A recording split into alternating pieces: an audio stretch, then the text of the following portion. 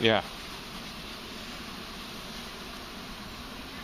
And what we're going to do is we're going to take this box off, and this box off, and this box off, and go all the way down through here. My nose always itches when I get my veil on. Yeah, man. We're going to go down through, and as we go, we're going to just look at the honey and see how much honey there is in there. Because I'm really wanting to harvest some honey this year. It's not been a good year, but I'm going to hopefully harvest enough that I have to make my bees pay for themselves. Yeah. And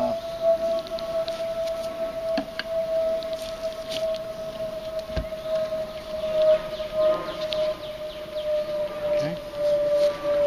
Now what I do is I put this top down here. There doesn't appear to be a lot of activity up around the top here, so I'm just going to puff a little smoke on there. Wow.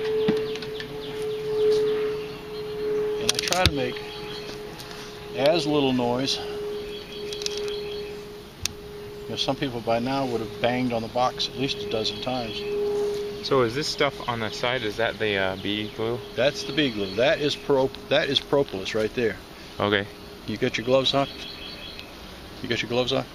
Put that between your fingers. Just roll it between your fingers. You can feel the...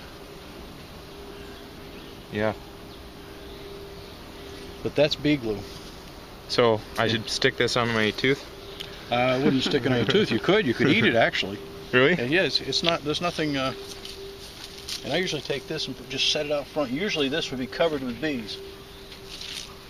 So right now, let's take a frame out and take a look. Now you see how they've stuck everything together here? See how these are all stuck together right here? Yeah. That's why we call it bee glue. So are they just sealing it or what? They stick up. They fill up any space.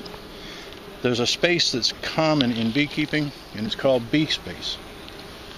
And bee space is anywhere from 1/4 to 3/8 of an inch. Okay? Yeah. And what it is, they fill any space that exceeds bee space. They either fill it with propolis or they fill it with bridge comb, which we don't want them filling it with bridge comb.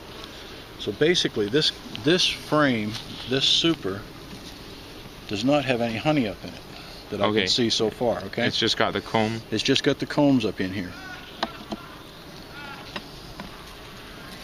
See? Yeah. Wow. And you see, they're just up here. They're up here cleaning and polishing and making things look better. How do you not get stung by accidentally picking that up the wrong way? It comes with time. Yeah. And it also comes with the fact that I'm more comfortable working barehanded than I am working with gloves. Gloves, and the thing is that gloves also, you have a tendency to work a little bit less cautiously. You know, where I'm not overly cautious about working. I just know and I can feel with my fingers where the bees are at. Now this one I'm going to set over here because it doesn't have anything in it at all. Okay. Oh, so are you going to not use that anymore, or? No, I'm going to take it. Are you going to put it back on? I mean, I'm going to put it back on probably. Okay. Now this one here, again, we're looking for honey. We're looking for comb. But as I can see here, I don't see any honey out here. Okay.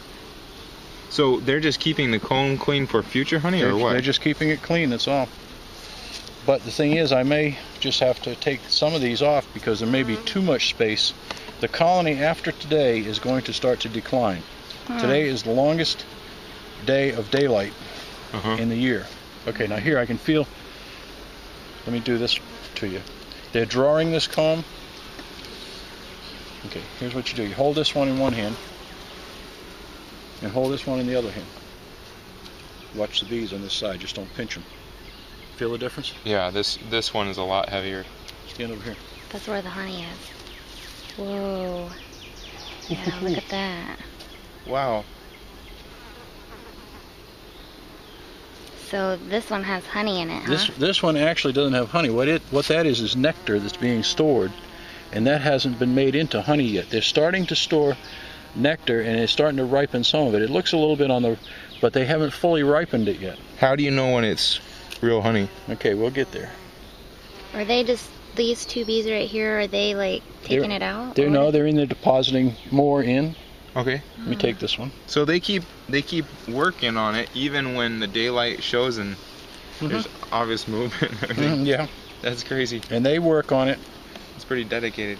No, they have a task, and that's what they stay on task. That's amazing. And so they're not upset or anything. They're just Nope. Oh.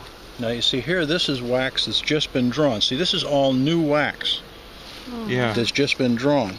Every pound of wax is 8 to 12 pounds of honey. Wow. That's why it's so. Wow. So it's really thin. Wax is very valuable to me. Those supers that are in the building are full of what we call drawn comb. Okay, drawn comb is a valuable commodity to me. This is older comb. See, I'll take this one out so you can see it and you can compare it. Do the bees pay for themselves a lot through the candles and stuff you make from the wax? Well, they will if we ever get to the point where we're really doing something with it. But right now it's. But you see this? See the difference in color? Yeah. This is an older one. It's an older comb. This is probably 2 years old. Wow. But I've got some comb that's 10 years old. Wow. Now this is honeycomb. This is comb where honey would go. This is not brood comb up here. Wow. Yeah. Okay. Would they eventually like I had a question. I know, a million to one.